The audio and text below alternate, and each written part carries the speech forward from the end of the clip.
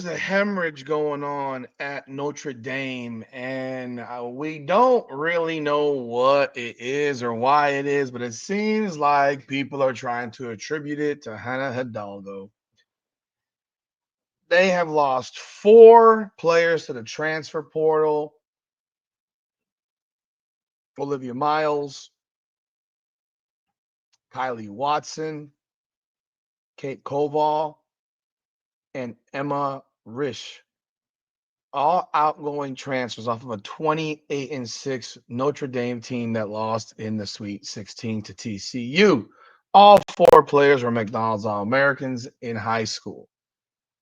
When you add up the players that are also done with eligibility, the Sonia Citrones, Liatu King, etc., there are only three players left on the Notre Dame roster going into this recruiting period for the portal. Three: Hannah Hidalgo, Cass Prosper, and redshirt guard KK Bransford, the only scholarship returning players from this season to next season. And Watson came through the portal 2 years ago after spending 2 years at Oregon, and now she's an outgoing grad transfer. And the question is, what the hell is going on in Notre Dame? Welcome back, everyone, to another edition of Rudy's Rant, Her Game, Her Way, women's basketball. We talk facts of our feelings. I'm your host, Rudy Rodriguez Showmont. For those of you new to the channel, please hit that like button, leave a comment, and subscribe to the channel. Ring the bell. And those of you who are back again, I appreciate y'all. Leave a comment and hit that like button. Notre Dame only signed one high school prospect for 2025. McDonald's All-American Leah Macy. But apparently, her availability for next season is in doubt because she suffered a late season injury in her senior year. So what the hell is going on at Notre Dame? Where are they going to fill this roster? Hannah Hidalgo is going to be back. She's obviously a superstar level player. And there's some cryptic posts that were put out by or shared by Olivia Miles. And there's been rumors about how Hannah Hidalgo might feel about homosexuality and stuff like that, and her religious nature and whatever else. I don't give a shit, honestly.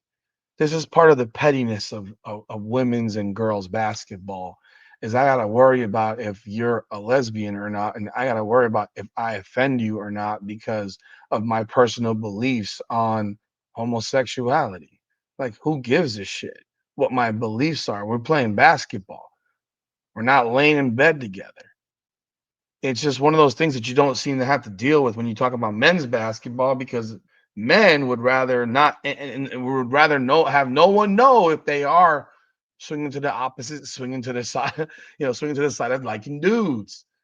But with women and girls, it's weird. It's weird. Coach Neil Ivy has been at Notre Dame.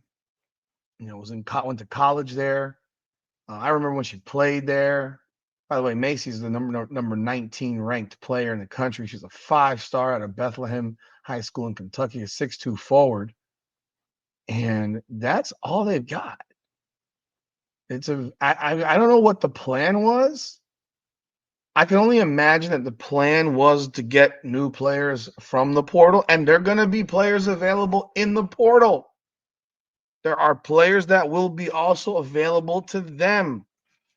I mean, a few of them have been talked about recently by many people. I mean, you got to think about I'm not speculating because I have no idea. I have absolutely no idea. But I think one, they got to look at size, look for a big, one that can play.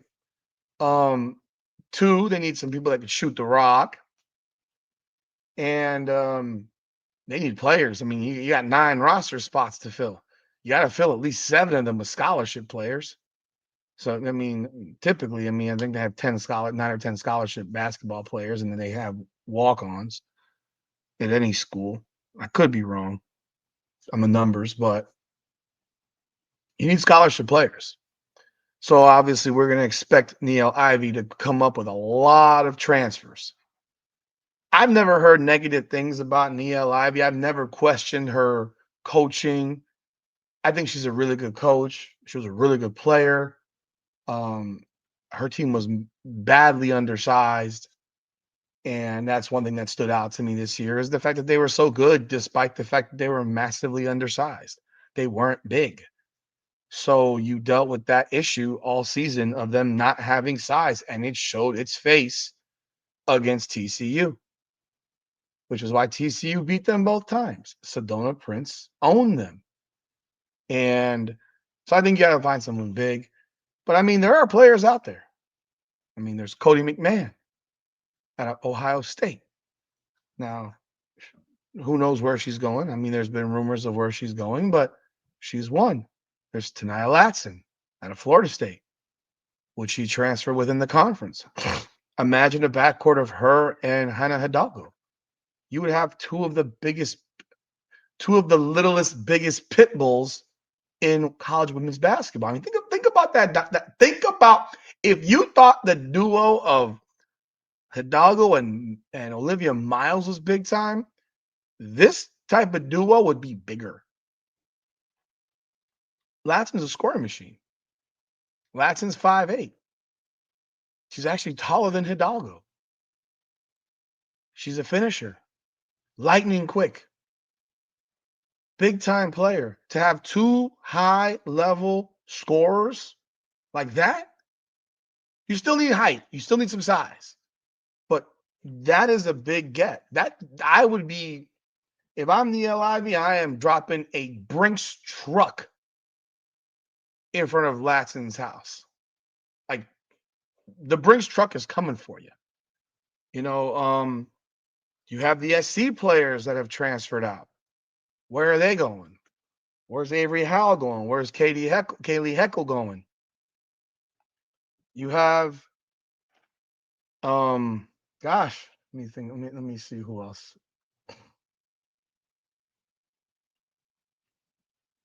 You have Caitlin Weimar, who averaged 18 and a half at BU. She's 6'4". She went to NC State, but she didn't play last year. She was 18 and a half, 11, almost 11 rebounds, 2 blocks at BU. That would be a great pickup for Notre Dame. Just looking at this list of players. I mean, there's players within conference. Obviously, I mentioned Latson and McMahon out of Ohio State. I mean, like I said, there are a lot of options. You got Indiana losing Yarden Garzone, who's averaged 14 and a half, 5.5 rebounds, 41% shooting from three. She would be a great pickup. She fits the same similar role of a Sonia Citrone, and probably a better player overall. You know, Citrone this year averaged what she averaged. She averaged 14 a game, 5.5 boards, 48% from the field. It's very, very similar type of player, 37% from three. And Garzone's 6'3". She's bigger than Citrone. So, I mean, that's a big time type of player to pick up. And mind you, it's in Indiana still. She went to Indiana. Notre Dame is in Indiana. It's not that far of a drive to go from Bloomington to South Bend. That's where it is, I believe. Indiana University is at Bloomington. Yeah. Yeah. So I mean, let's see where that is in comparison to. You see where that is in comparison to South Bend. It's about what, a couple hours away, just south of Indianapolis.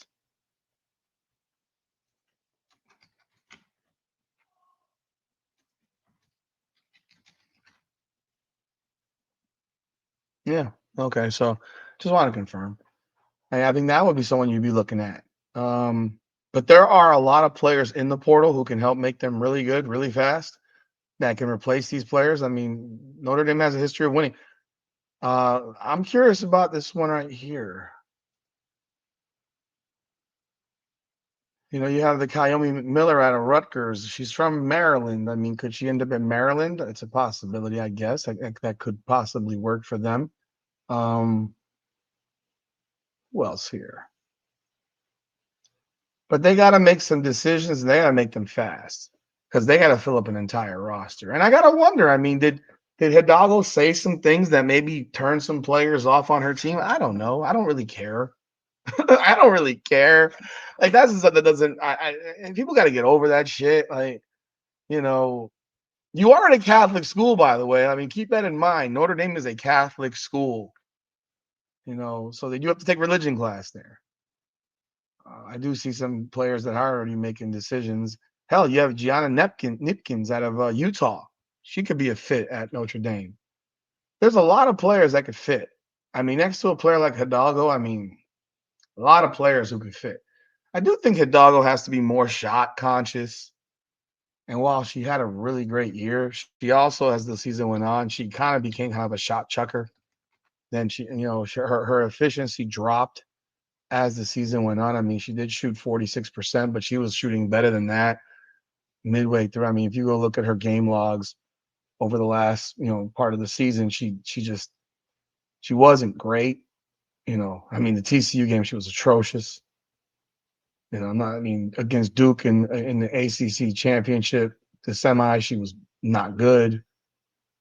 There were a number of games where she kind of struggled. Her point per game average went down a lot as the season progressed. I mean, you look at it as a stretch here where she shot 40%, 41%, 30%, 22%, 43%, 60% one, then 41%. I mean, that's six bad games, and that's six out of seven really bad games.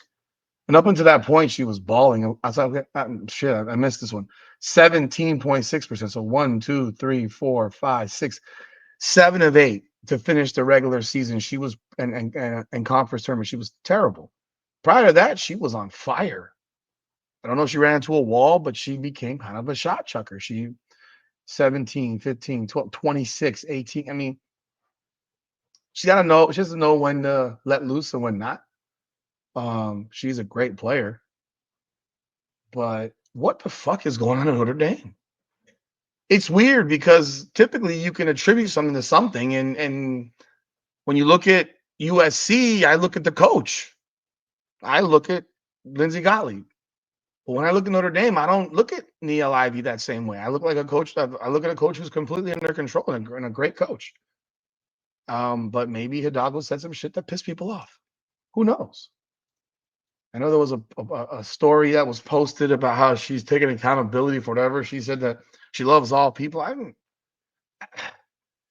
This is just we live in a weird world today where this dynamic of a lot of shit going on. I mean, women's basketball is hard, man. Women's basketball is hard. It's hard. They are very, very fragile. I mean, men are petty, women are fragile. There's 1,222 players in the portal. That's craziness. I checked, it was over 1,000. As of 2 days ago, there was over 1,200. And there will be more. There will be more.